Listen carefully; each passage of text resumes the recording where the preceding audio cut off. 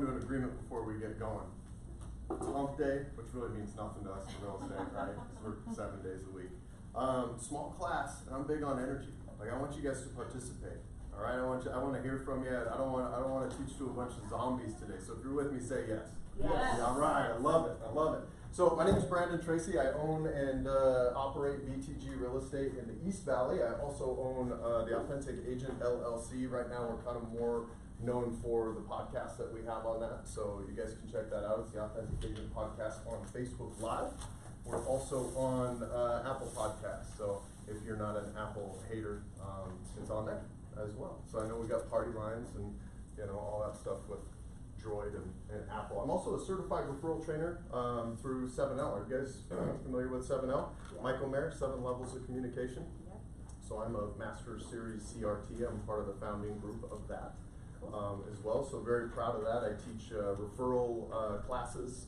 We're kind of known for one of our big referral classes is 8 powerful steps to building a profitable database and generating referrals. I taught that yesterday here for the UX program. Our next class with that is 2 weeks. That'll be in the East Valley. But we're going to talk through some lead generation conversations today. And what you guys will see through that is the database section is obviously a big piece for me. I'm a big believer in database. So if you guys are interested in attending that class, you will likely see us on the MHG internal page quite a bit going forward because we are new to MHG. We've been here for 2 months. And we're really happy to be here. Came over from Keller Williams. So, have you guys all been here for a while? Yeah? A little while? Not very long. I know you and I talked last time at the mastermind and it was new. So, so here's the thing. Today, what we're going to really talk about is building a business through communication, intention, and consistency. We're going to talk through some of the major lead generation platforms like registrations and open houses and database. But what we're not going to talk about today is systematic strategy.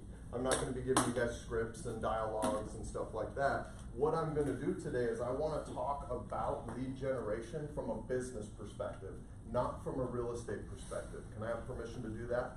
Say yeah? Yes. Okay, I just want to set good expectations because I want you guys to understand today we're going to talk about real estate and lead generation as a business, not as a strategy. Do we understand the difference between the two? Yes. Yeah, strategy is scripts and dialogues and all of that. Today we're going to talk about understanding how these things perform and what we have to do to participate in each one of them to make sure that they perform for us. Fair enough? Yes. Awesome. So we get started. Lead generation through the lens of a business person. It's not just a real estate agent, right? Most real estate agents think of lead generation as I'm going to show up in the office today from 9 to 11. I'm going to make my calls, right? Right? Do we not lead generate in this room? Maybe we should start there. Who in this room actually lead generates? Okay. I want to put to bed the idea that lead generation is somehow a negative thing.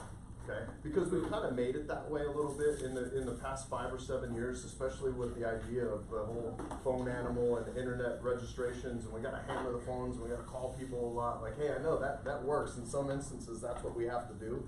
But I want you guys to understand when we say lead generation, what we're really talking about is what is it that we do every single day? What lever do we push on to generate our next client?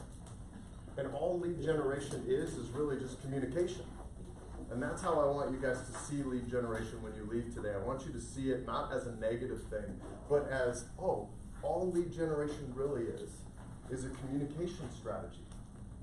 And when we can wrap a system around a communication strategy, that system can give us consistency.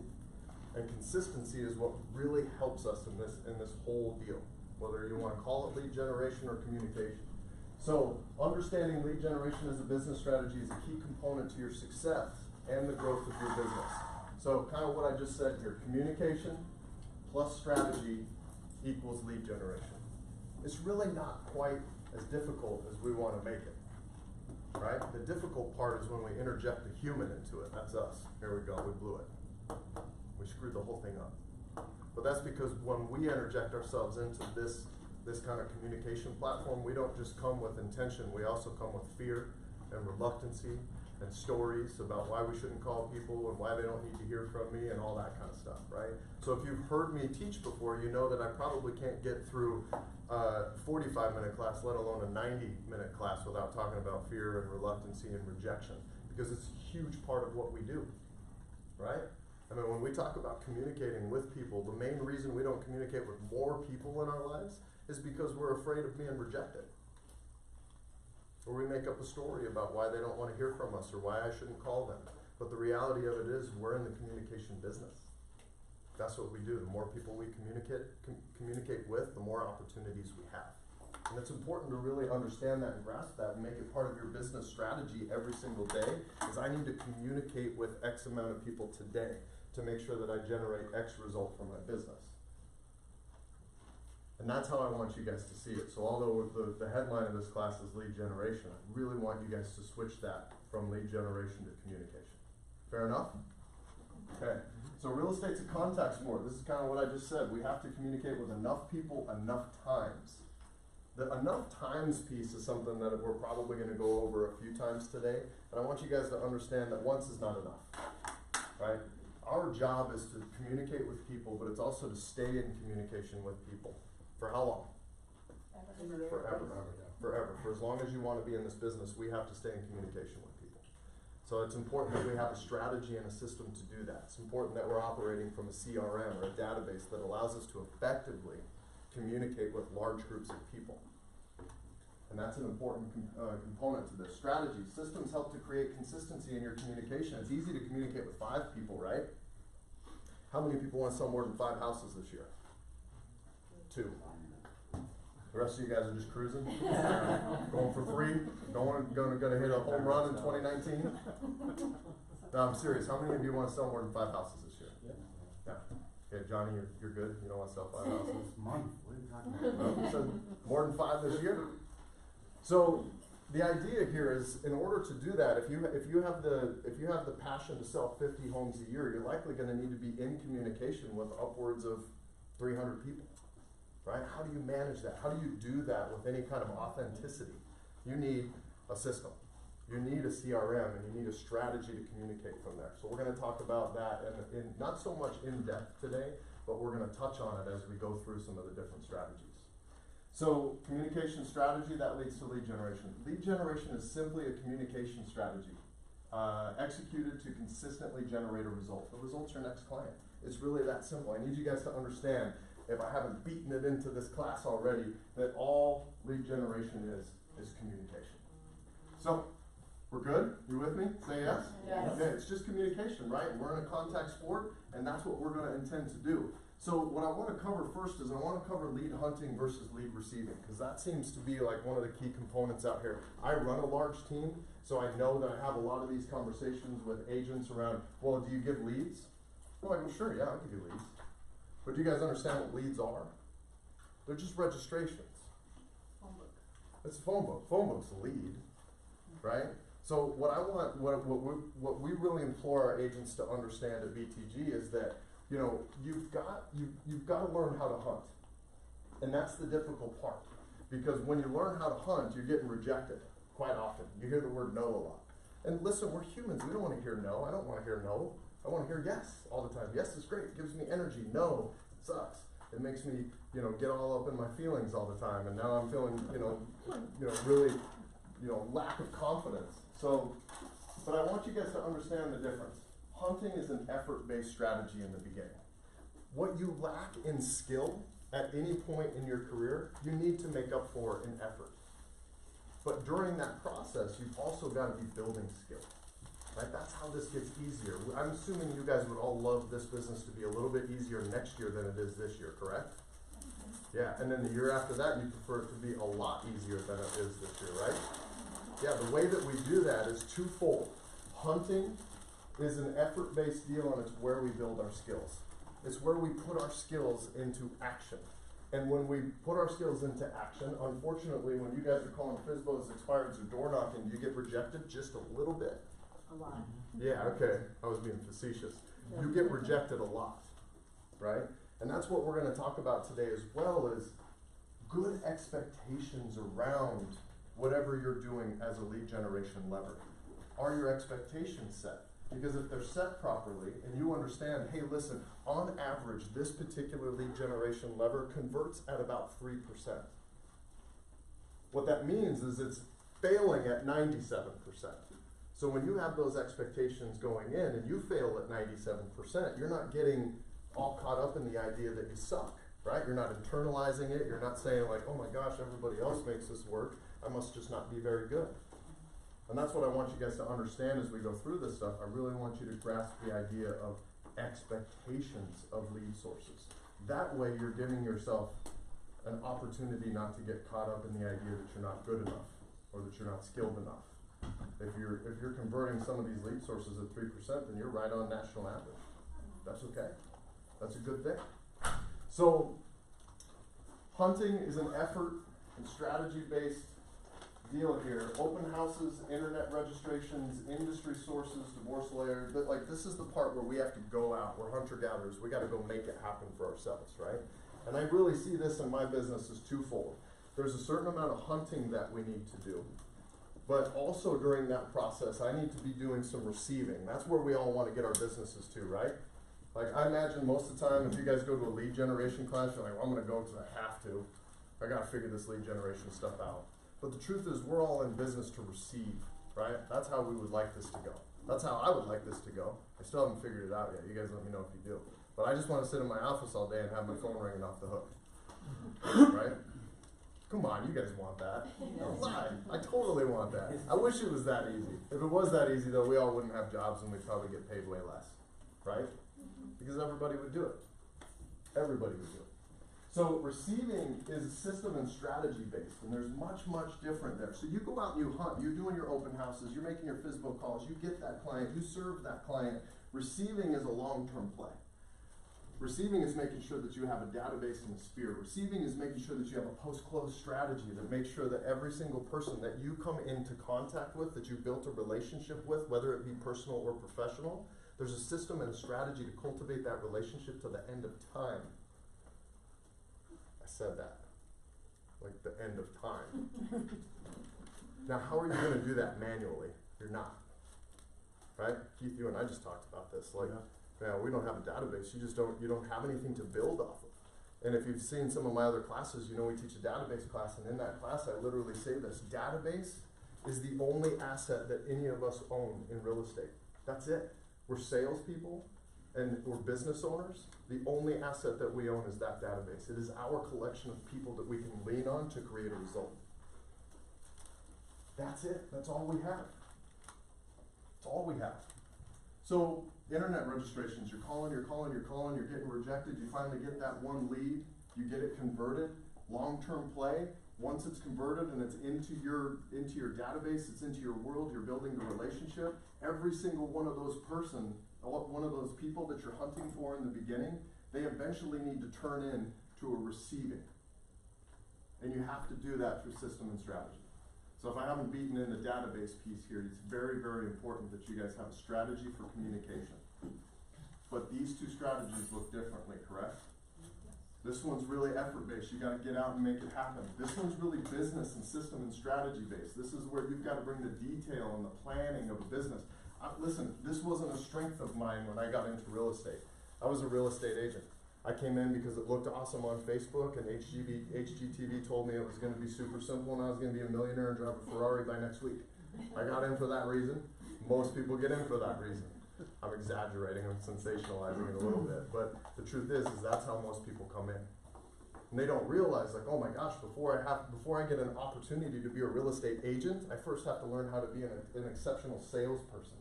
What are we selling? Don't say homes, because we're not. What are we selling? Yeah. We're selling ourselves. How well can you sell yourself? They didn't tell us that. But the reality of it is we are salespeople before we even get to be a real estate person. Then we have to graduate from being a real estate person to a business person so that we can create consistency in our business. How many of you guys have been on the real estate roller coaster? Don't lie. Yeah. It sucks, doesn't it? It makes you sick. You're throwing up all the time. It's like this week I'm on top, I'm making millions of dollars, and then the next 3 months I got nothing. You know, and then someone asked me, how you doing? I was like, I'm selling 5 homes a month. In reality, you sold 5 homes in 1 month, and then you did nothing for the next 6. Like, listen, this is how we do this, right? This is how our business goes. But you guys have to really understand that there's really 3 components to building a real estate business. First, master being a salesperson. Master selling yourself. What's your unique value proposition? What is it that makes you different than everybody else? And if there's nothing that makes you different than anybody else, how can you communicate it differently to somebody else? In the marketing world, we call it a pattern interrupt. Sometimes you're saying the same thing that the other people say, but you're saying it differently, or you're saying it with passion. I might not say anything that you guys haven't heard today, but I'm hoping that as I say it, with the energy that I say it and the passion that I say it, that somehow it sits down in there and you guys see it from a different place. Somehow it becomes more important this time when you heard it. But that's what you got to do in that initial stage, is master being a salesperson. And listen, I'm going to tell you a little secret here, and I know that some of you are going to hate it when I say this, but actually buying and selling properties is the easiest thing that we do. It's super simple.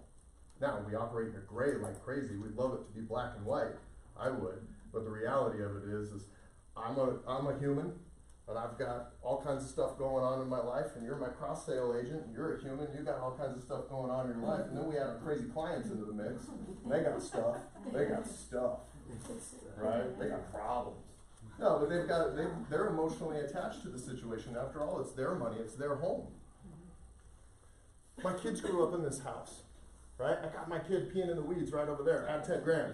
Right? How does, can you help me understand how that works? Right? The buyers are walking through a beautiful home, but there's a paint splotch, take 10 grand off. What are you talking about? Right?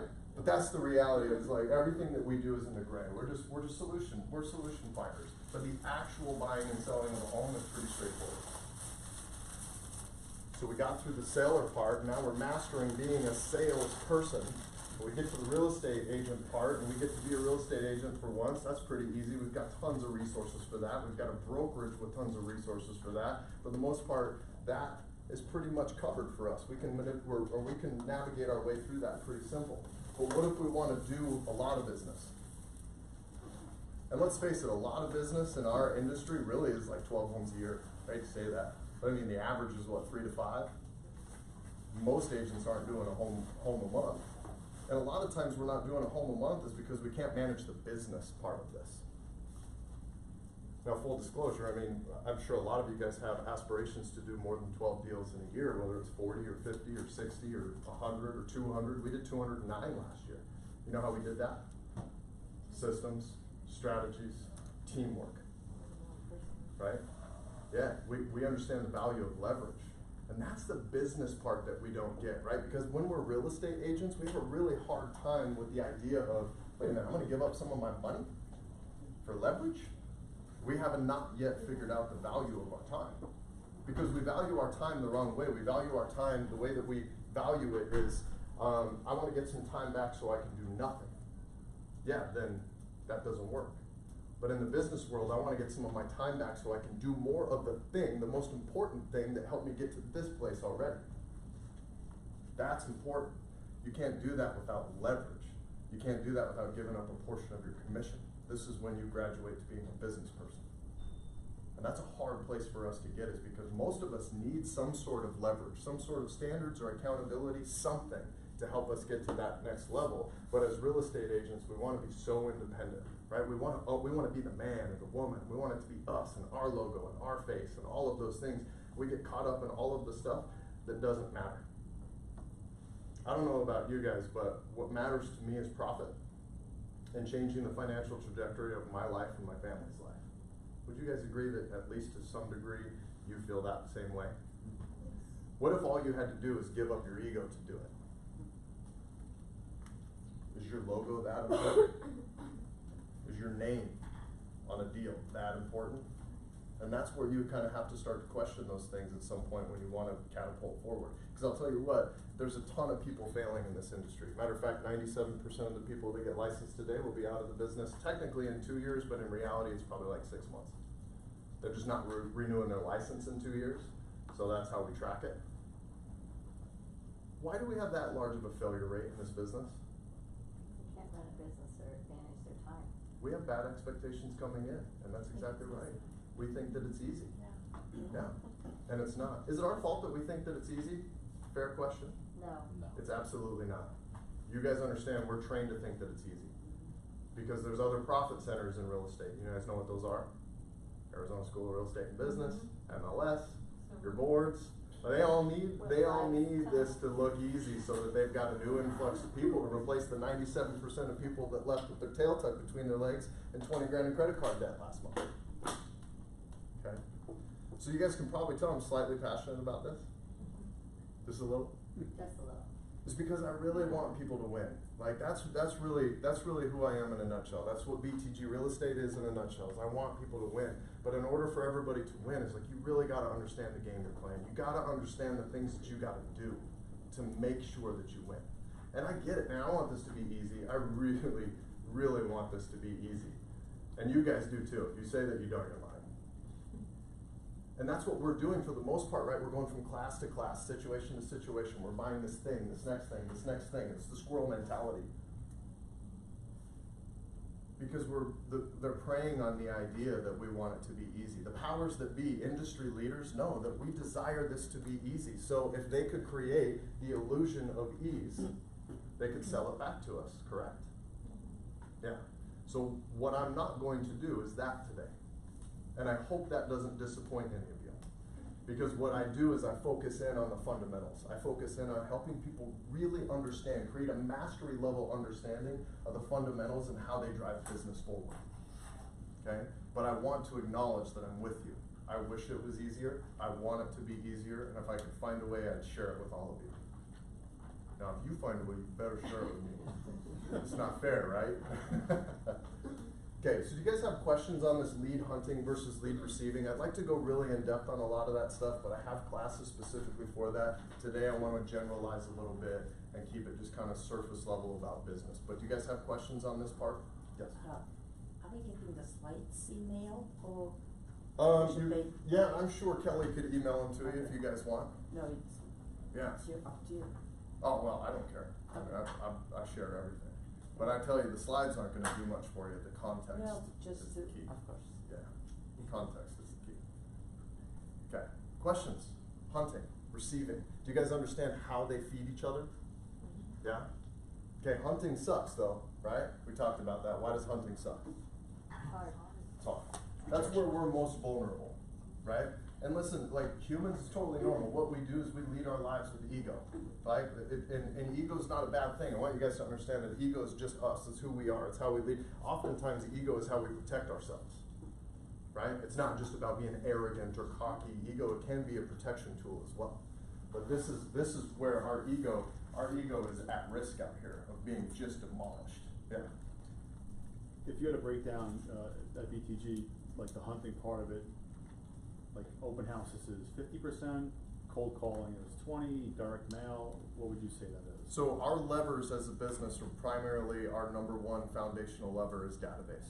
Okay. So it is how we communicate with our database, how people enter into our database, and mostly how we communicate with them as they come in.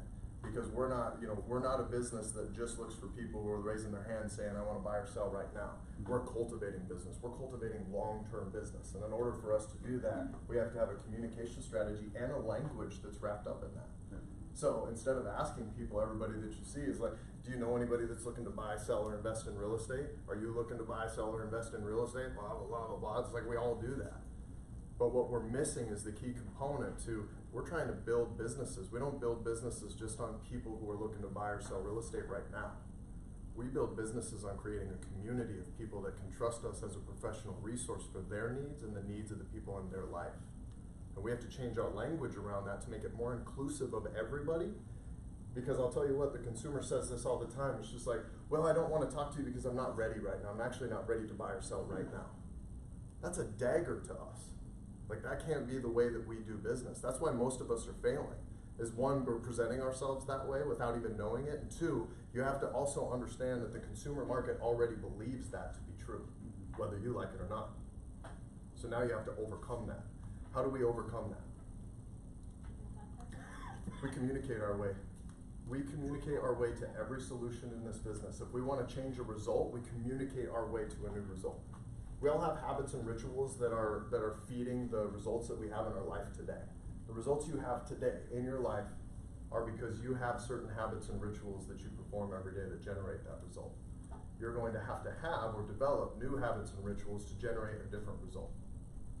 You guys with me? Yeah. So to wrap this up, database is our number one. 2 years ago, we were 86% database, which was repeat or referral in our entire business. And we did, it was 100, 150 or some deals that year. Last year, we did 209 units, and I believe we were at 67% referral or repeat. And then the large chunk of the rest was all open houses. Open house. Yeah. Now this year, we've layered on our third real strategy, which feeds both of those, which is an event-based strategy. And I'll cover those a little bit today. This is a relationship-based business. If you can turn events into a systematic strategy to get you in front of people, develop relationships, build relationships, see kids, right? High-fiving the kids, seeing the aunts and uncles and the neighbors, that's really important for us going forward. That's a real important piece of how we're gonna stay central to the real estate transaction for the next 5 years. Because there's a few people out there trying to disrupt us, isn't there? Yeah, there is. Any more questions on hunting versus receiving? They play together. If you're new to the business or you're not where you're at in the business right now, you're gonna spend a little bit more time on the hunting side than you do the receiving side. The longer you do this correctly, that time will shift and you'll spend a lot more, if not all, of your time back over here. If somebody is driving a white pickup that's parked in that covered space, they're about to get it towed, so just a FYI. I thought you were getting No. rookie. Go to the bathroom. Yeah, sure, man. Sure, I gotta go to the bathroom. I'll run out here and move my car. The bathroom's that way. Okay, so learning to hunt but building to receive. That's kind of what we're getting at here, right? So building communication skills, articulating your value, having a scripted value proposition can really, really help you internalize your message. How many of you have a scripted value proposition? Some people think this is an elevator pitch. But essentially, you're in a situation where you've got 30 seconds to really inspire someone to listen to you for more than 30 seconds. Do you know what you're gonna say? You don't. And that's okay. Most of us don't even know. It's like, oh, wait, that might be a good idea, right? Yeah. So the idea here is like having a scripted value proposition that you can memorize can really, really help you understand what you're supposed to say in situations when they arise. Okay? Now in our business, we have 3 of them. We have a business value proposition, we have a buyer value proposition, and we have a seller value proposition. What we do is we encourage all of our agents to go through a process, one, of memorizing it. Don't change it. I know it doesn't sound like you, it's not supposed to sound like you, right? I know that, we all say that about the script. So it doesn't sound like me. And it's like, all right, well, what does? And then you say it and you're like, yeah, that's terrible, use that one. And that's okay, because listen, sometimes we're not at a point in our lives where we can develop a well-polished value proposition. We don't have the experience to draw from, and there's nothing wrong with that. Use somebody else's. That's okay. Rip off and repeat. That's all anybody does in this business. Somebody does something well, somebody copies it. It's the same thing in sports. Football, basketball, all of it. It's just like all of a sudden a team starts doing something well and you'll just see the whole league take over that strategy. That's what we do too. But what we ask them to do is first memorize that. Memorize it word for word. Yeah, you're gonna sound like a robot. Who cares? Memorize it word for word, because the next thing that comes after memorization is internalization. Internalization of a script can change the whole way that you operate the script. Now, instead of you needing to say it word for word and start to finish, you can make it conversational. Someone could even interrupt you and you could be able to come back to it. So memorization first, internalization second, and third is when you take ownership of it. Now it can sound however you want. Bring yourself, your flavor to the situation, right? But that's a key component to building communication skills is one, what are you trying to communicate? That might help, right? The answer was yeah. Yes. Yeah. What does it mean to be well scripted? Do you guys know what it means to be well scripted? Practice. Learn the scripts. What's that? Learn the scripts? Yeah, what else? Practice. Practiced? Have multiple versions. Memorize it, internalize it, and. Yeah. Yeah. To add to that, being well scripted is having a really good understanding of what you're trying to communicate and how you're trying to communicate it. It doesn't mean that you have a script for everything. It just means that you understand your value and you understand how to articulate that value. Don't be afraid of scripts. Scripts are an awesome opportunity to learn. Okay? But that's what being well scripted really means. Overcome script anxiety by choosing a strong environment. I am absolutely 100% all in on environment. We are humans, we're tribal by nature. We're not lone wolf by nature. When we can get into an environment with people who want to go where we want to go, or two, are already where we want to be, and we participate in that environment every single day, the conversations that are had in that environment, the scripts, the best practices, the things that the people are doing that are at the place that we want to be, it accelerates our understanding of what we're doing and why we're doing it. Also gives you energy. It also gives us energy. But your environment is key, and the most of the time we avoid environment is because what we're doing is we have a lack of self-confidence. We avoid being in the situation because it makes us uncomfortable. And what we have to understand is that's so good, that's so healthy. You want to change something in your life? You guys have goals, right? None of you? Yes. Yes. Wrap this class up. I'm in the wrong place. Yeah, we all have goals. Now here's the thing.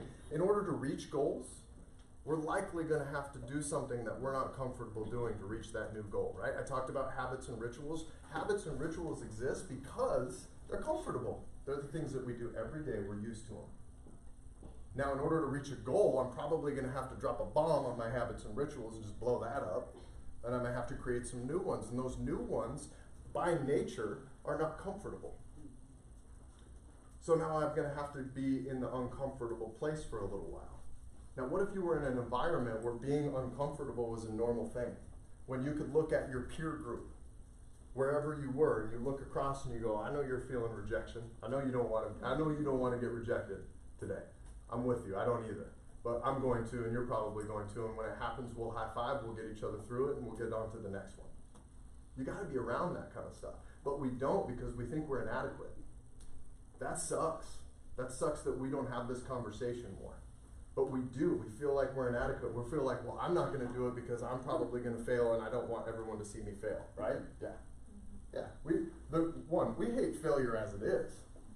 We certainly don't want other people to watch us do it, right? That sucks. I don't want you guys to watch me fail. I could fail today. I could bomb this class really bad. You guys just leave like halfway through, and you're like, nah, I'm out of here. And you would have seen me fail. And I know that feeling. That feeling's so real, and it doesn't go away. It doesn't matter if you're new to the industry or if you're brave enough to get up here and say words to you guys and hope they stick. But failure's a big part of what we do, and when we normalize that as a group in your environment and you're around other people that understand, oh, this is part of the process. This is part of your and I's growth.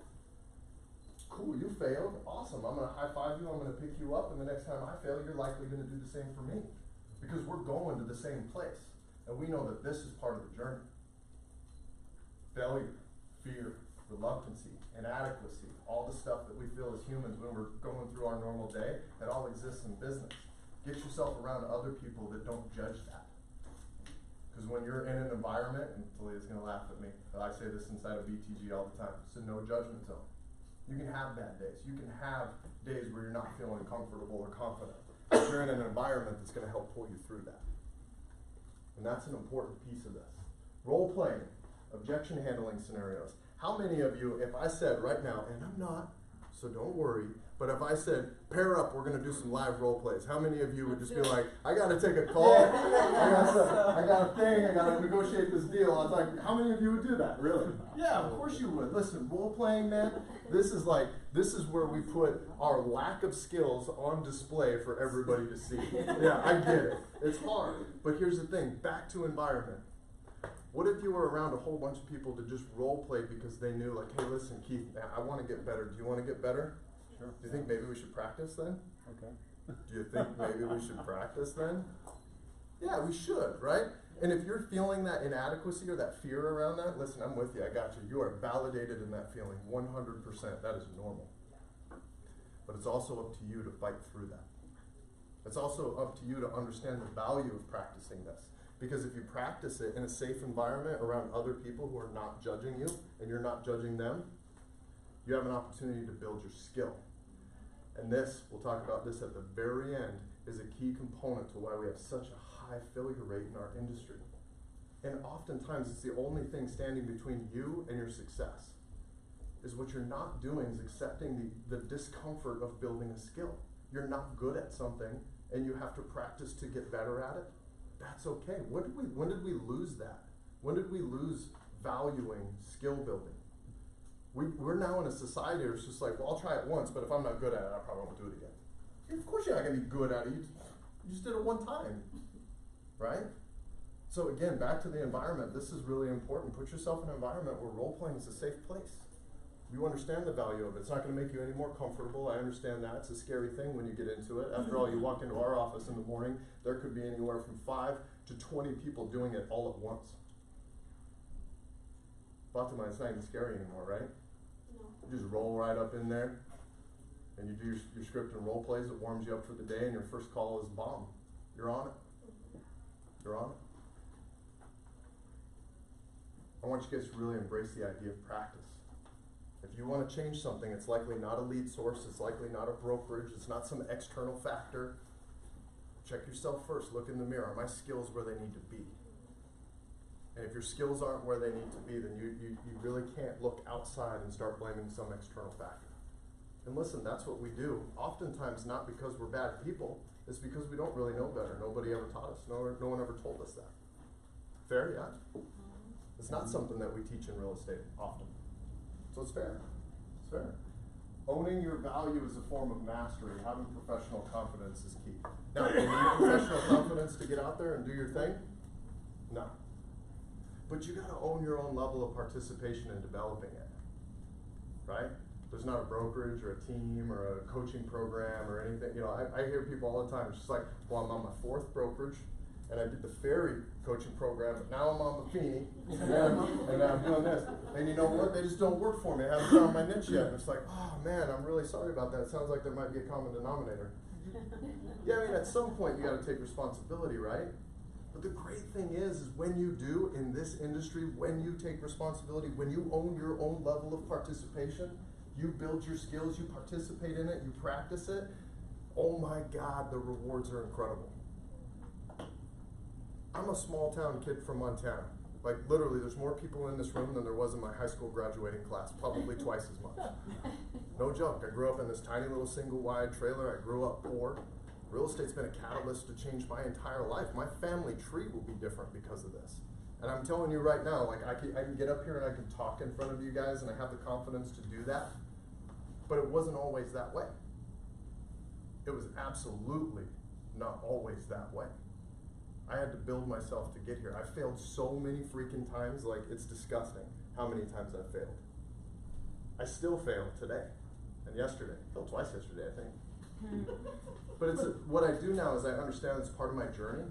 Like failure is a part of what I do. If I fail, if I break something and I fail at it, it gives me an opportunity to evaluate the situation. What can I do better? What could we as an organization do better? And let's try this new thing. And guess what? Might fail at that one too. It might take me 3 or 4 or 5 failures, but the idea is eventually you break through. And you guys just gotta give yourself permission to do that. And when we go through individual lead sources today, I'm hoping to inspire you to understand like this business is sequential, it's not simultaneous. Our work is sequential by nature, meaning we don't get instant gratification for anything that we do. We're building results. We're not receiving that. That's a hard concept sometimes. So being a disciplined business owner takes a few things here. Owner is a key word. And the reason I mean that is it's not who owns the business or who owns the brokerage. When you're a business owner, it means you own your results. You own your level of participation. You take ownership of that. But time blocking working efforts is a key component. Once we get busy, the first thing that we do is we kind of forget like what got us here. I've been doing this one thing and that got me 4 clients and now I have 4 clients and I'm just gonna stop doing that one thing because I gotta service these 4 clients, right? There's nothing more important than these 4 clients. Yeah, except for your future. Right? And you're not gonna give them less of a service because you're still doing the thing that got you here. But this is where you need to graduate into being a business owner. Now you are needing to take responsibility for the structure of your time on a daily basis. You have to take responsibility for structuring your time to fit the necessary things into your business to generate the results that you need. So you're 100% responsible for your own results. This is a fair industry. This is a brutally fair industry. How many people kind of feel like it's not? We think that it's not fair because we really just desperately would love for it to be easier because it's a stressful industry. Doing what we do is stressful. But it's very fair. You get exactly out of this industry what you put into it. The challenge is oftentimes we're not sure that what we're putting in is what the industry needs us to put in.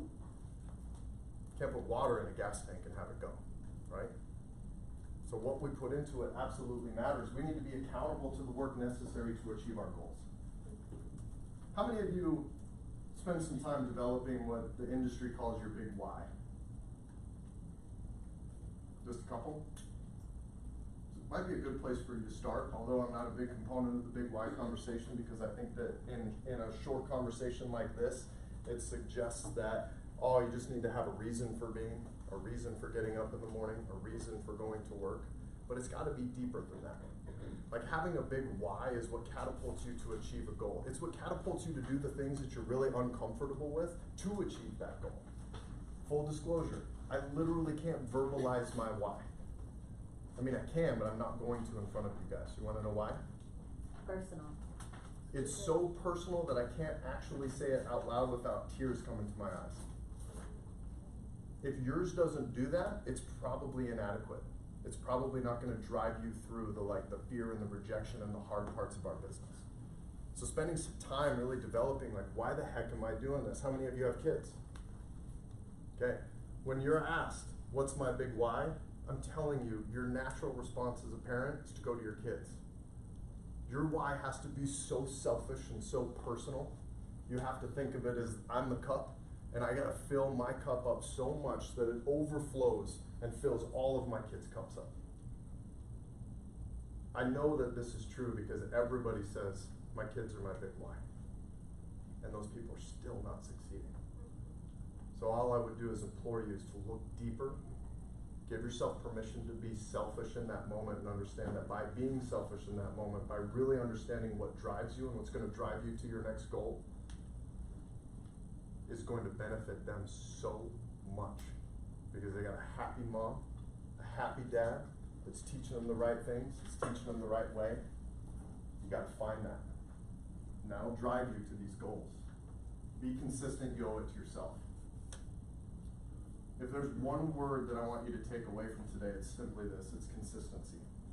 Because, like I said a little bit earlier, success in our business is sequential by nature, it's not simultaneous. It's very difficult for us to understand that because we're in an instant gratification world, right? I mean, we can order stuff on Amazon right now, and in some cases it's at home before we get there, right? That's awesome. At the very least, it's 2 days away. Does anybody not have Prime anymore? I have family in Montana, and they're just like, what's Prime? It's a good point. It's a good point. I move off the mountain, Mom. But we are in an instant gratification world, right? Everything that we do in our lives, for the most part, happens to us or for us in a relatively short period of time. The problem is outside of Silicon Valley or developing some really awesome app in the tech world, the rest of the business world requires you to build something. And I always say the same thing. One of my mentors said this to me, is amateurs leap for their dreams and pros build a bridge. And that's what you guys have to understand, that regardless of whether or not you call yourself a salesperson, a real estate agent, or a business owner, you are a business owner. And if you want to create results, you're going to have to build them first. And that's hard because of the sequential nature of our business. It often requires us to do quite a bit of work without getting any gratification or any result before a result actually comes. What's the last thing to sprout on a fruit tree? Fruit. That's why I told you at the beginning of the class I want to approach this from a business mindset. Because I think when you have a healthy business mindset around some of these things that you're doing to create business, you can hang around here a little bit longer. You can kind of see and understand what's happening in the process. Why am I not rich today? I lead generated twice last week. I'm supposed to be rich right now, right? I just want to give you guys, I want you to see that the work that you're putting into this, the work that you're doing, that you're not feeling like you're getting results for, as long as you have a strategy, as long as you have that hunting strategy and ultimately that and receiving strategy, you're on the right path. You just got to stay the course. And I hate to say this, a lot of times you gotta hang around this business long enough for the business to pay you back. But you also gotta work through that. You know how hard it is to work? I know how hard it is to work when I'm not getting a result. It sucks, right? Because all my friends are getting paychecks every 2 weeks. High five, happy hour, boom. But that's the reality of everybody else that we're around. Paychecks every 2 weeks, benefits, health insurance. You just gagged, and I would too. The idea of that's just like, because all I see is a ceiling on my life, and it's like an inch above my head. And I hate it. I hate it. Okay, questions on this? Hunting, receiving. We good? You with me? Say yeah? Yeah. Yes. Okay. All right. 5 reasons. I want to go over the 5 reasons agents fail in lead generation. If I haven't knocked this over your guys' head yet, number 1, listen, the fear of rejection. It's pretty simple. Fear of rejection is real. You guys are validated in that. I want you guys to understand that. You're validated. Some of you, some of the men in this room especially, like, I don't fear rejection. What are you talking about? You kidding me? Lies, liars, all good. The thing is we all fear rejection. It's a human thing. We don't want to be rejected. It's not a natural thing for us. We're not supposed to like that. So it's okay that you feel that way. But I need you to see it from a business perspective, that it's part of the journey. I do this little exercise. Maybe this is a good place for it. For some of you who have done my 8 steps class, you will have already been through this exercise, so don't ruin it. But I want you guys to trust me for a second. Close your eyes, would you? I won't throw anything at you. I want you to take a deep breath. I want you to picture something. You know, for men it could be a briefcase. For ladies it could be your Coach bag, your Louis Vuitton bag. Hell, for men it could be your Louis Vuitton bag. Matter of fact, I'm going to use a Louis Vuitton bag this time. But I want you to visualize it. I want you to pull it up in your mind. It's a leather bag, or it's a really nice one. Is it brown or is it black? Okay, do you smell it? It's like good leather. It's like brand new. It's the real stuff. You can smell it. I'm sorry if there's PETA people in here. I didn't really consider that. Bear with me though. Do you see it? Okay. Now what I want you to do is I want you to open that bag, and inside that bag I want you to see, I need you to see $5,000 cash. It's not a lot of money, but $5,000 is a good amount because it's just, you know, it's $5 grand. You'd take it, right? I want you to see that money, pick it up, flip through it. You know the little fan thing they do in all the videos? Make it rain if you want. I'm making it rain with mine. Now I want you to, before you open your eyes, imagine that when you do open your eyes, your bag is sitting right in front of me in the front of this room. Go ahead and open your eyes. It's right here.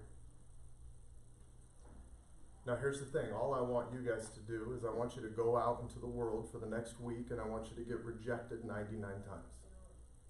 99 rejections. 99 no's.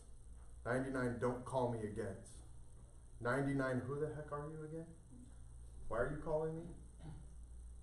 And at the end of that week, after 99 rejections, you can come in and you take your bag with your $5,000 in it at the end of the week, and you can take off. And there'll be a new bag with $5,000 in it on Monday, and we can start the process over again. How do you feel about rejection now? Bring it on. We just got rewarded for it. That's what we're getting rewarded for in our business every day. We are a rejection business. We make the money that we do is because we can handle that. That's a part of what we do. Unfortunately, it's a huge part of what we do because we got to get through 99 of those no's to get to the valuable yes. But the yes has way more value than the no's do. But the no's challenge us. The no's challenge our self-worth and our confidence and all of those things. So I want you guys to really create a relationship with rejection and understand that if it's in there, if you're feeling it, and some of you may not have even known that you were feeling it at this level until this class today. But now when you leave today, I want you to focus on that. How am I going to handle rejection going forward? Because my goals are important to me. And I know that if I'm going to achieve those goals, then handling rejection is going to be a key component to getting you there. Brought the energy down a little bit. It was a sweet bag. What are you guys talking about? This should be a great thing. It cost more than the $5,000. It probably did, yeah. And let me tell you this, if you committed to something like that, there's gonna be a lot more than $5,000 in your actual business bag. You guys get that, right? Because we're just dealing with maybe a small property. We get the 4s and the 5s and the 6s and the 8s. That bag you need a bigger bag. Come back in here, we'll do a whole new thing, we'll imagine a bigger bag. Okay. Discipline and consistency. You must have a commitment to long-term follow-up. I've said this so many times in the last week, I feel like I'm just repeating myself over and over, but I need everyone to understand success is sequential, it's not simultaneous. We have to be consistent in what we do. We have to be committed to doing it for the long term. Did you guys know that 70% of our business in real estate comes from follow-up that has been in place for 6 months or longer? How many of you guys give up on follow-up after a week or a month? But yet, the statistics are telling us 6 months or longer. Because most people start their home search or the idea of selling their home a year in advance of actually doing it. And they're terrified to talk to us because they don't want to make a commitment. Because commitment.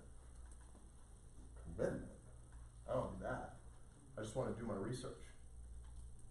We have to follow up for that long.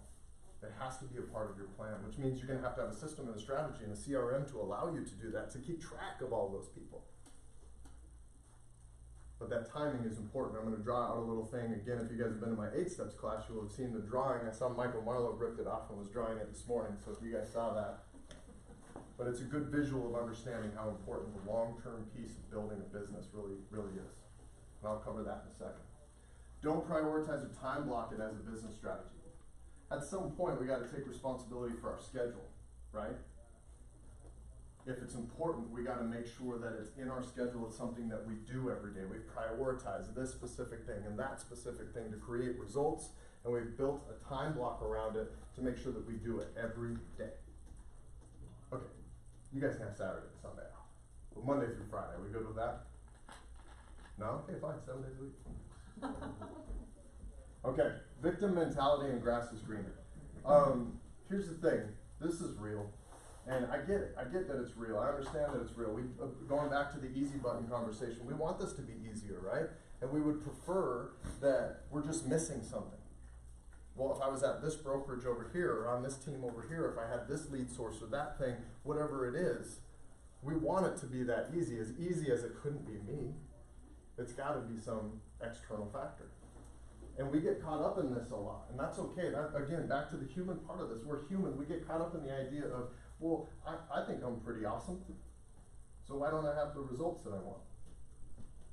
Okay? We can't be a victim. You can't be constantly searching for something to solve your problem. You have all of the tools to solve your problems, every single one of them.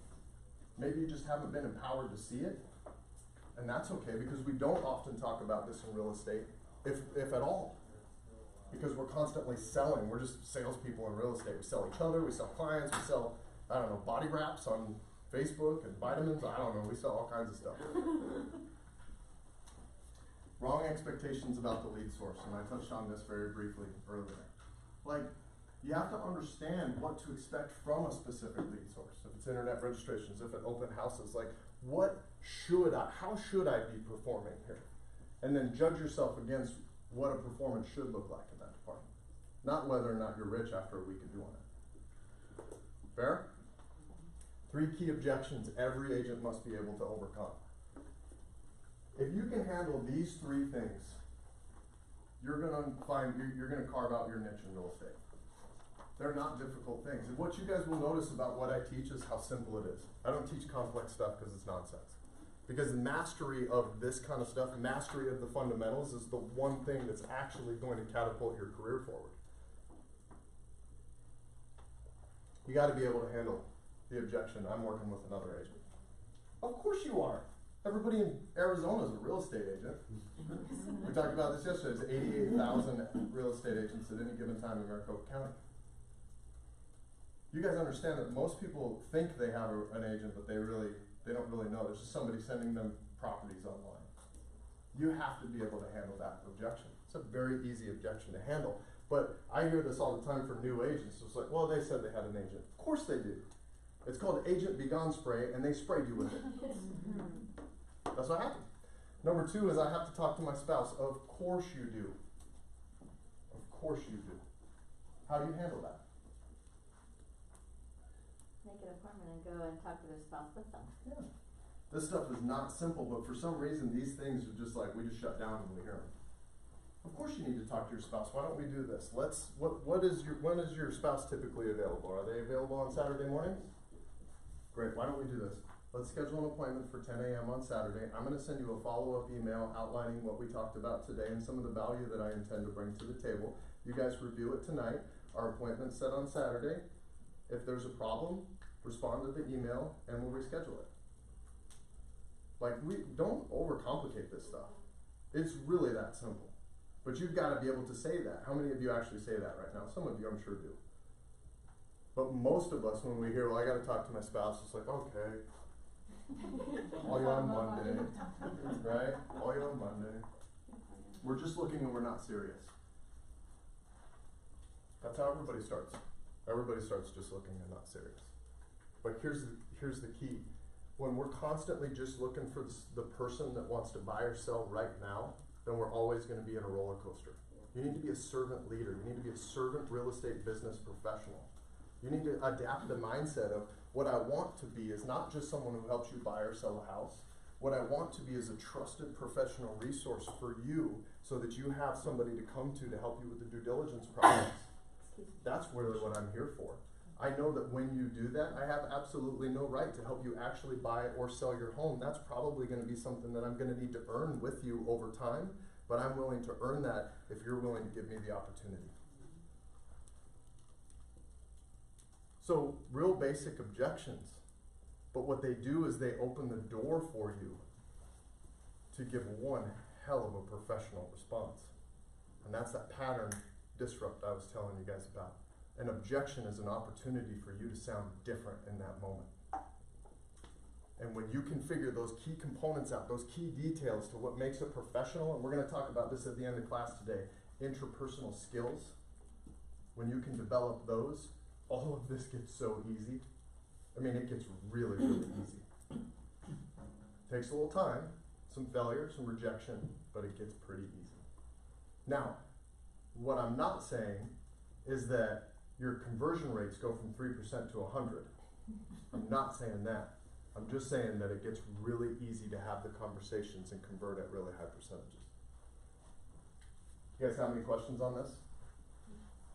Is this a value? It's a simple slide, but it's a valuable slide, right? Yeah. Okay, so what's your lever? In real estate, we talk about you have to have a lever, a lead generation lever. Like, what is that lever that you're going to push on, that you're going to step on, that's going to create a result for you on the other side? And that's what lead generation levers are. So, open houses is a lever. Sphere, networking, database is a lever. Internet leads is a lever. Door knocking, FSBOs, expires, those are levers. Those are things that you do to create an opportunity, to create a lead, right? What other ones are there? So joining to events. Events, social media. What else? What's that? Volunteering. That's a good one. So here's what we miss. We do levers just cause, and we bounce around from one to the other. You guys realize there's a difference between an event, doing an event, holding an event, and actually having an event strategy. Do you guys know the difference?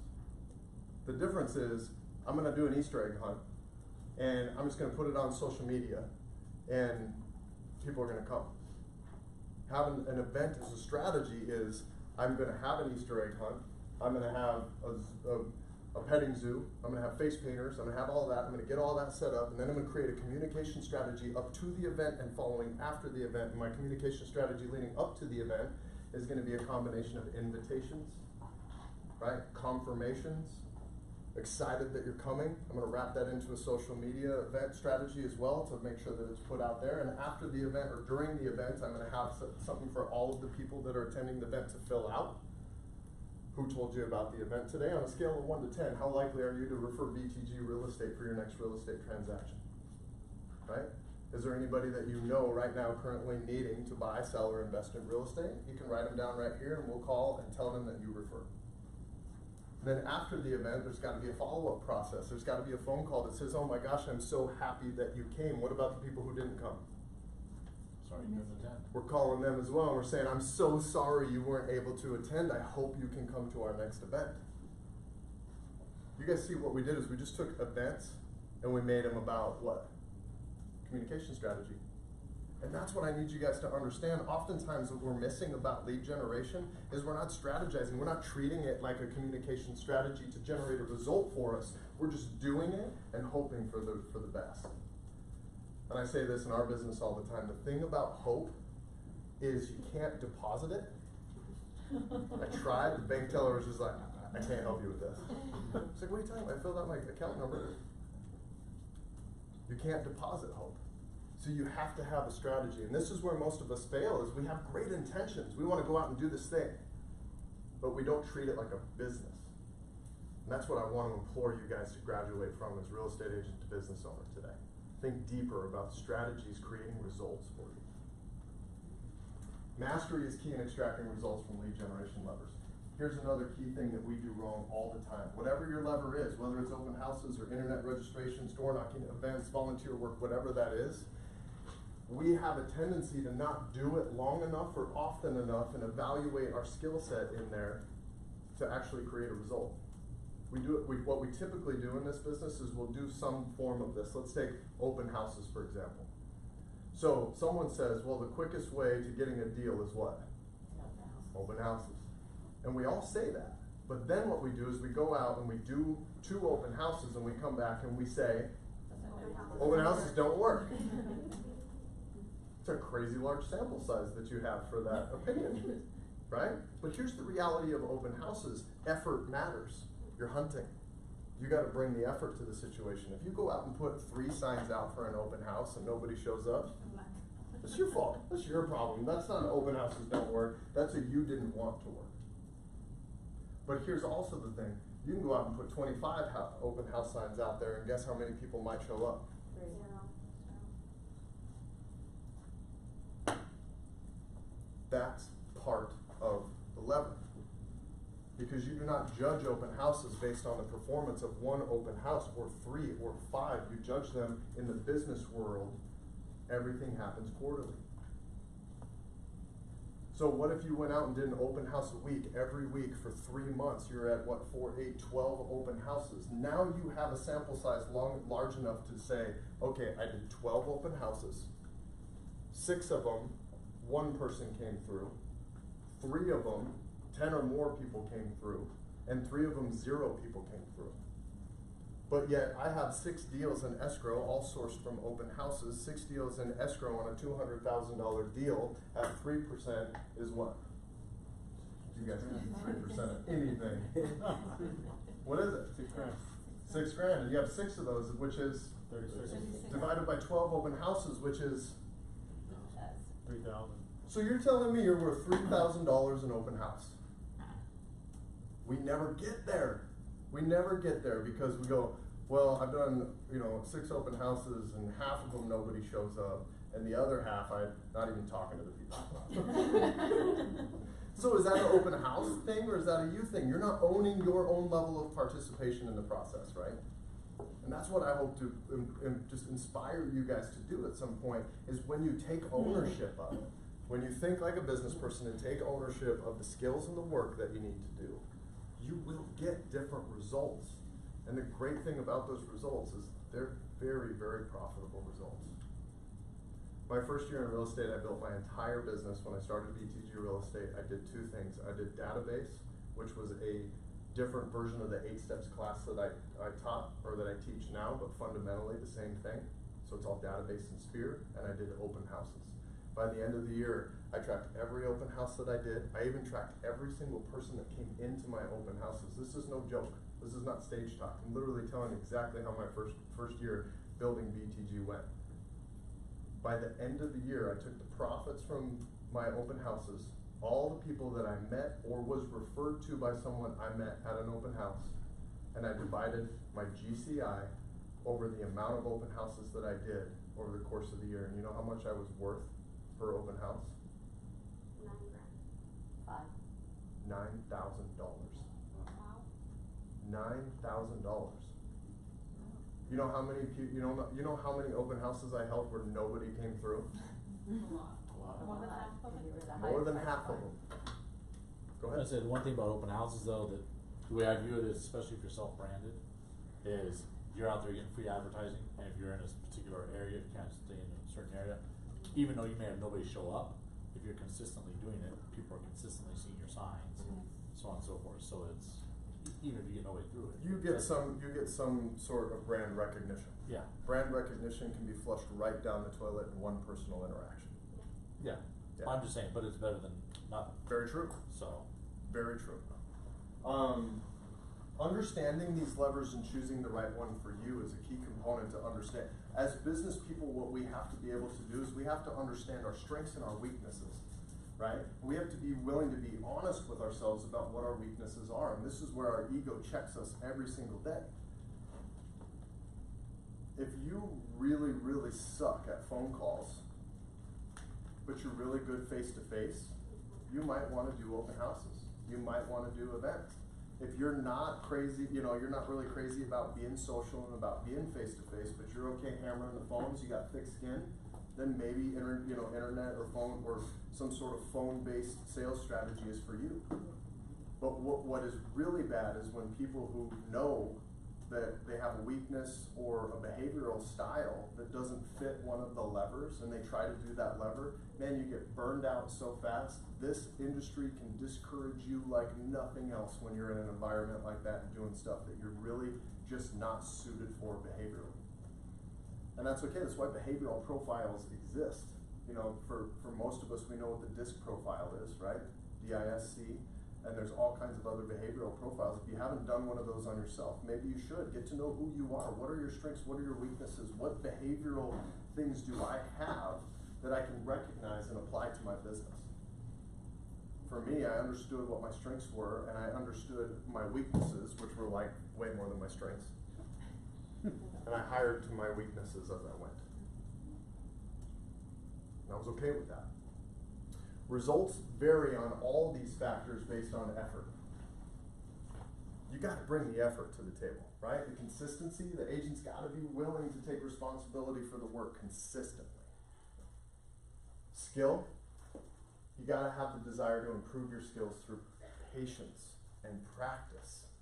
Don't confuse simple education as building skill. Right? Just because you go to class after class after class after class doesn't mean that you're building any individual skill. And that's what you got to really understand. What is the skill? Pinpoint the skill that's going to create the result inside of the lead generation lever for you, and then develop that skill. Education without implementation is just entertainment. Make sure that what you're learning, you're putting into practice. That's very, very important.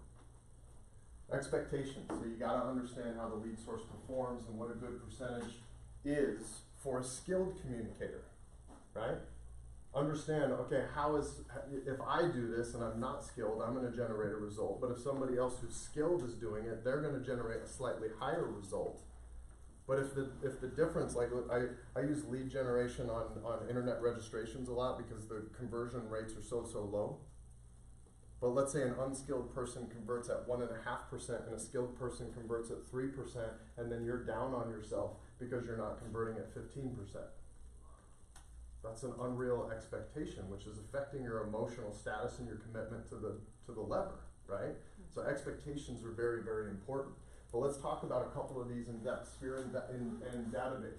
This is my favorite one because it's free, it's no cost. Or it's extremely low cost because you're using a CRM of some kind.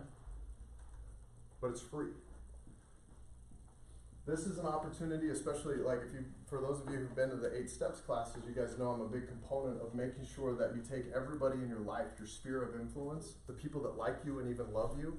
You guys have to understand that you have a responsibility to move those relationships from like and love to trust and confidence.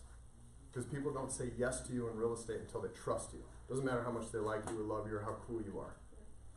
It matters that they trust you as a professional, and you have to communicate your way to trust. And a sphere strategy is an amazing strategy to do that, and the conversations are so much healthier. They're so much more fun because you're not doing cold calls. If you guys are interested in a serious class about diving deep into a strategy on Sphere and database, just keep an eye out for our 8 steps class. Some of you have been through it. You've been through it, right? No, you haven't. Who in here has been through that? That's the Jackie one? Yep. Yeah. You've been through it. What did you think? I loved it. Yeah. I mean, the different touches and how you touch it and why you touch them in different ways. Mhm. I mean, it's respectful of the other people's time, it's respectful of your productivity as an agent, I mean, it's terrific. And the language we use. Uh-huh. We do not use a language of sales. We use a very strategic language to generate a result, but we don't use the language of sales. We're not hitting them like, we're not being salesy to our people, but we're being very strategic about our communication, yeah. So when are you gonna teach it again? I think our next one's Wednesday the 5th, or May 8th? Here? May 8th in the East Valley. No, it'll be in the East Valley. Yeah. Yeah, we're. We'll put it still out for you determining guys. the Thank you. location. Yeah, I got a new listing, using the May strategy. you got a new listing using that strategy? Yeah, yeah. It's amazing how well it works. I mean, it's like most people cut corners or do half of it or whatever. If you do it, oh my God, it's incredible. And it doesn't matter if you've been in the business for 10 years, you can still use that exact same strategy. And it's incredible. Go ahead, Keith. What CRM do you use? So, You have your own. Before I answer, Okay. do you guys know what the best CRM is? One It's you the use. one you'll use. The one I use is Brivity. I use Brivity. And the reason I use Brivity is because we control the entire platform from project management to transactional listing management. We can do lead generation. We can do PPC and SEO stuff through there. We can control our whole destiny. It's an entire business platform. Is it a website too? Yes. Yeah. Not only is it an individual website for our business, but it also kicks out individualized websites for all of our agents. Yeah. It's a pretty robust system. And it's not cheap either, that What's one's the cost on that one? That's a great question. I think for a single agent, you're probably somewhere in the 500 startup and then $199 a month. For a team like ours, we probably paid $2,000 a month for it. Mm-hmm. After you rep in everything from all of our expansion sites and everything else. Yeah. One of the key components about this is referrals are a strategy, not an accident. You guys understand that like sometimes referrals happen to us on accident, but if you want to build a referral-based business, you need to have a referral-generating strategy. And that's what we cover in this class as well, but for the sake of this class, what are we trying to, what do we need to communicate to people so that we can increase our referrals? Do you guys know? That we're available and that we sell real estate. It's so simple. It's so simple. One, we need to communicate that I, Brandon, desire your referrals. Isn't that a given? I got a license, I posted it on Facebook. No, it's not a given. Here's the thing, there's a statistic that NAR puts out every single year and they say 86% of homeowners would use their agent again or recommend their past agent to others, but less than 20% do. The number one reason cited was the agent's failure to stay in touch. In the psychology world, there's a term called perceived indifference. Perceived indifference is a very real thing. If you don't tell somebody, I value you, I would love your referrals, they will eventually go, I just didn't think you needed them. I didn't think you wanted them, you never tell me. So one, we have to say, I desire your referrals. Two, how to refer me. Here's how I would like you to refer me. Here's how you can do it. I'm gonna make it super easy on you. Think path of least resistance. So you have to teach them how to refer you.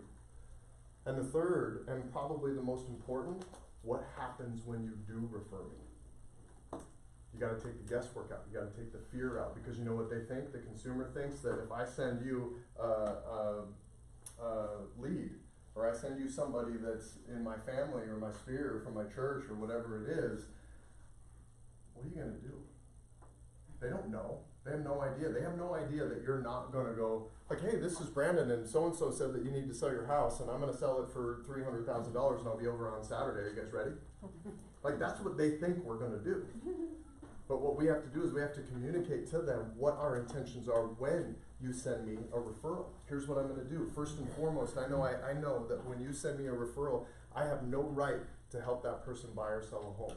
The first thing that I'm gonna do is very respectfully introduce myself and let them know that I'm here to be a professional resource for them and to help them with the due diligence process.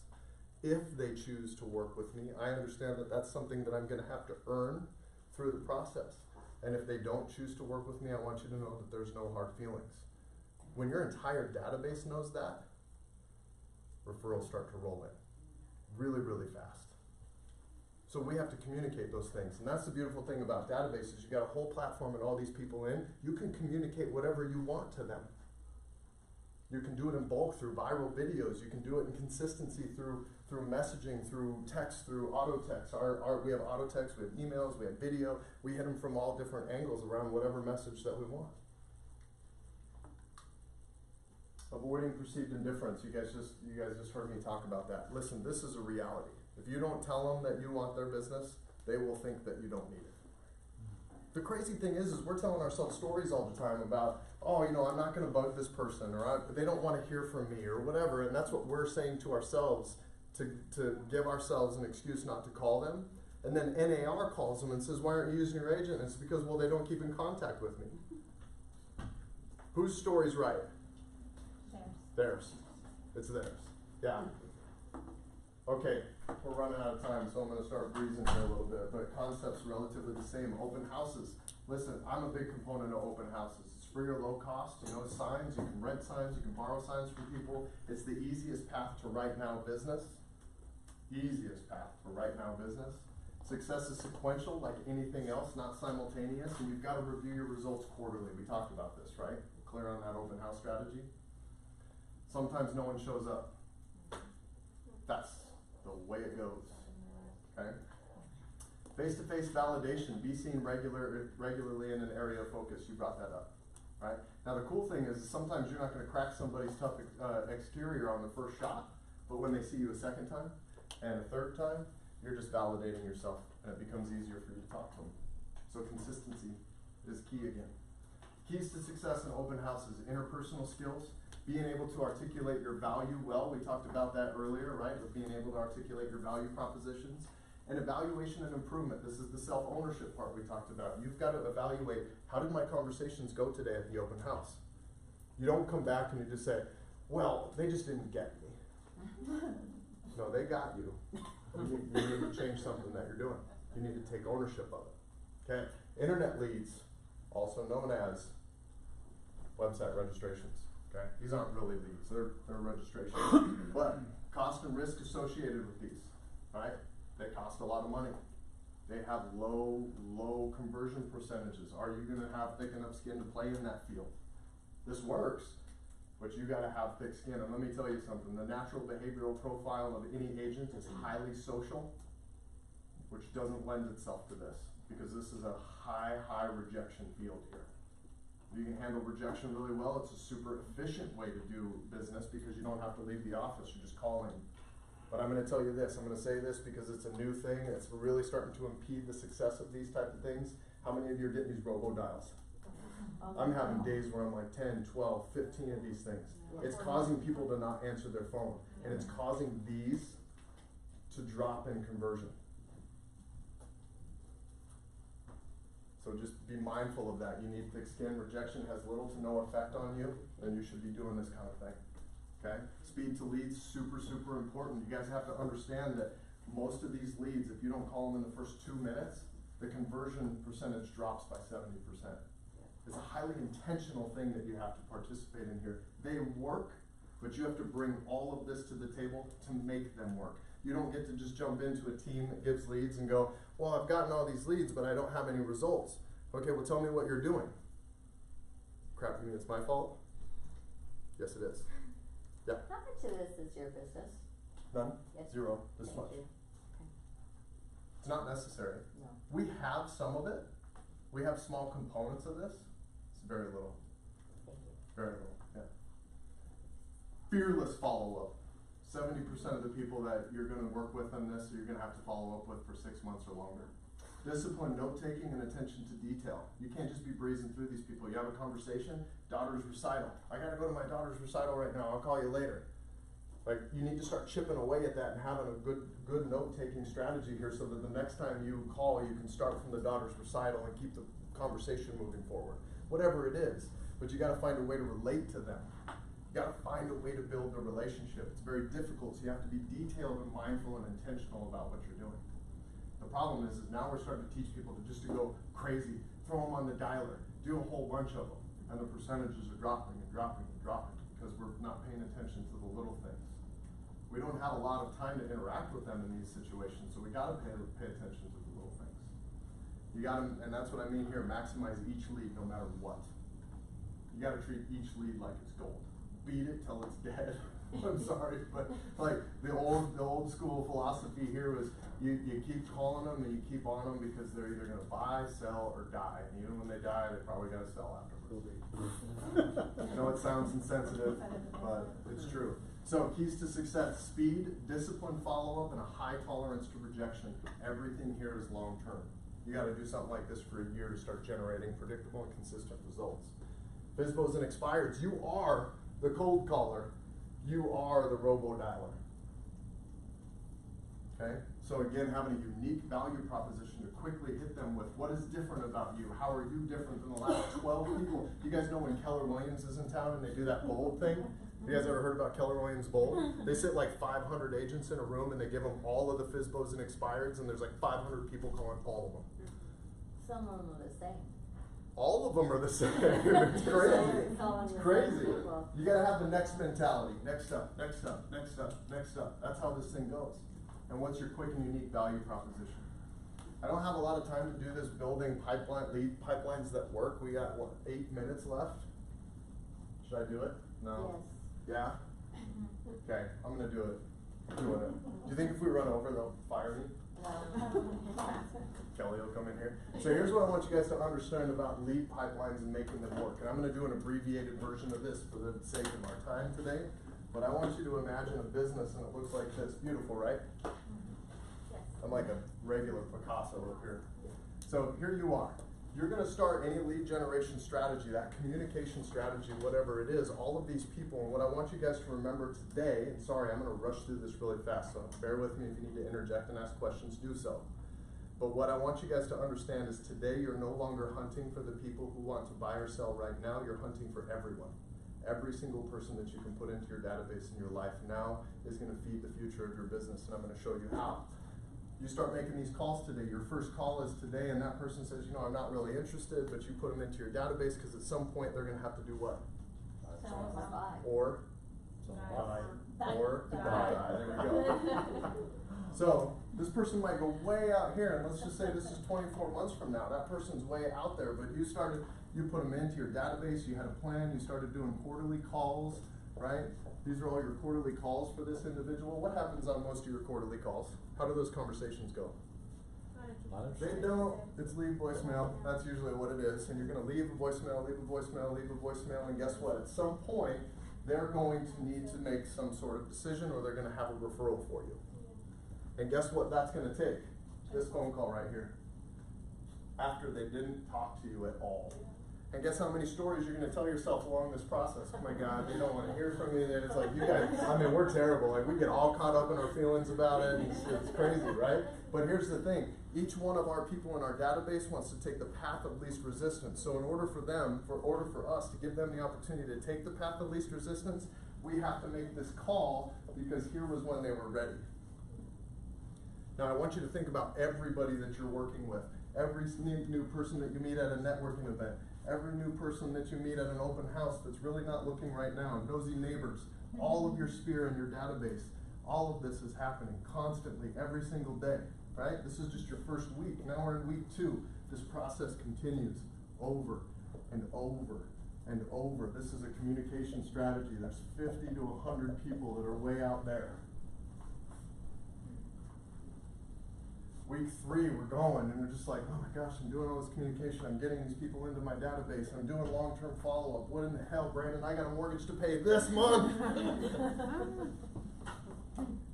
You do.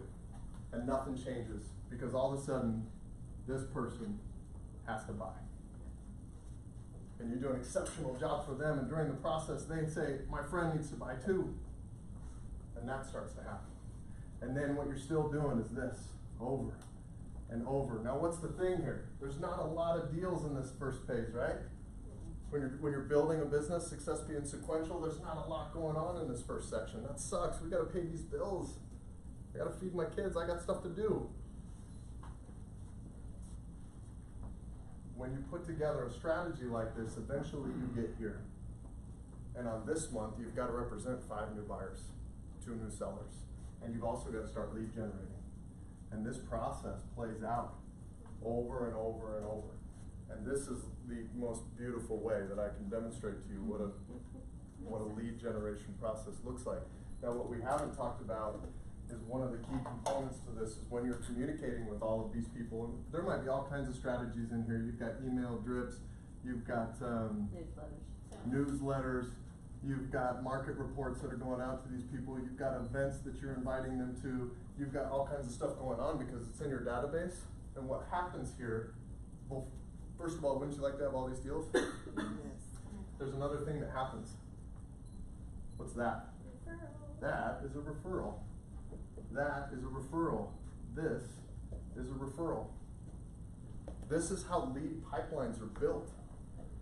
Over time, you're performing a task long enough for you to get to the results of the task. And then you've got to keep performing the task to make sure that this is sustainable. Now, the way to make this sustainable, once you get to this point, this is where we really have to be business people, is now we've got to create leverage. Okay? That is about the most abbreviated way that I can put that together right now. Very well done, though. I've done it in much more detail before. Go ahead. You may have sorry, but are you asking them permission to be put into your database? Yeah, because and that's what we're not talking about today is every single person. Like we teach this in our business.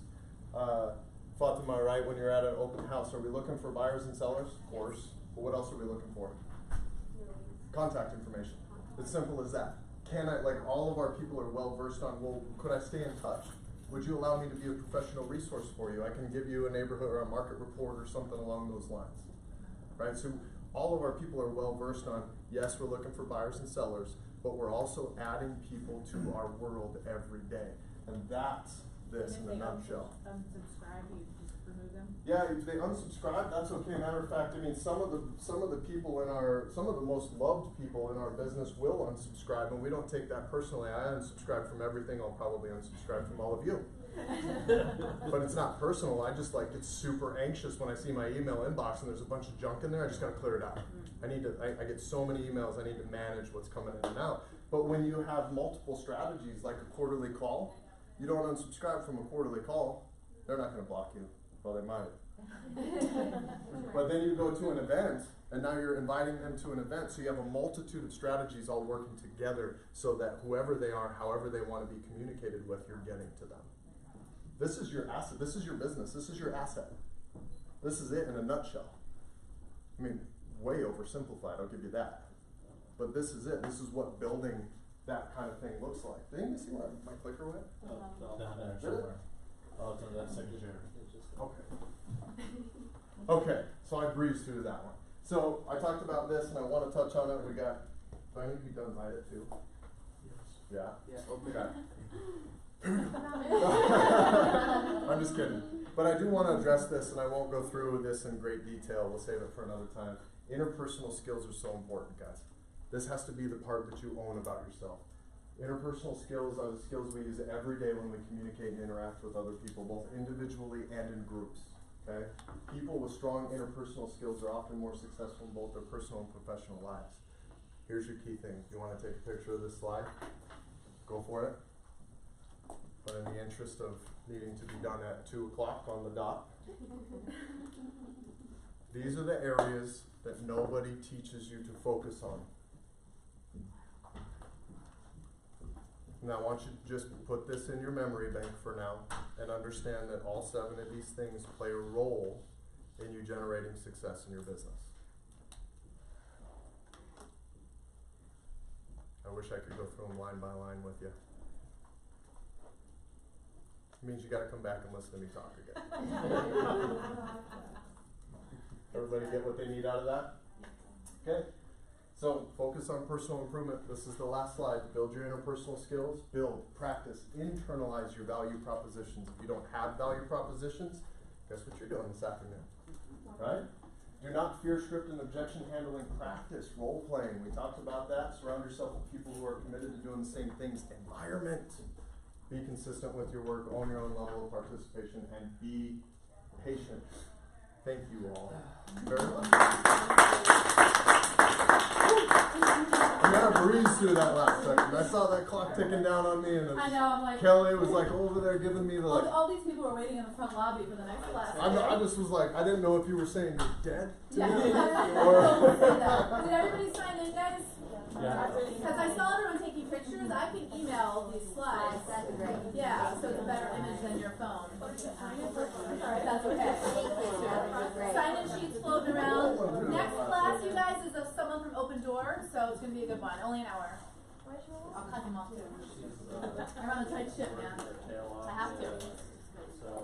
Thank you guys. Well, I don't know personally, but Oh, I need to write something so pretty. So, This is what my life feels like, literally. This is what goes on in my head. we needed to have a platform on Instagram. Oh, we're done. I know, thank you. So we're doing right now. Thank you guys for signing in. Location just like this one, agency training. I'll be traveling up here and on the west side.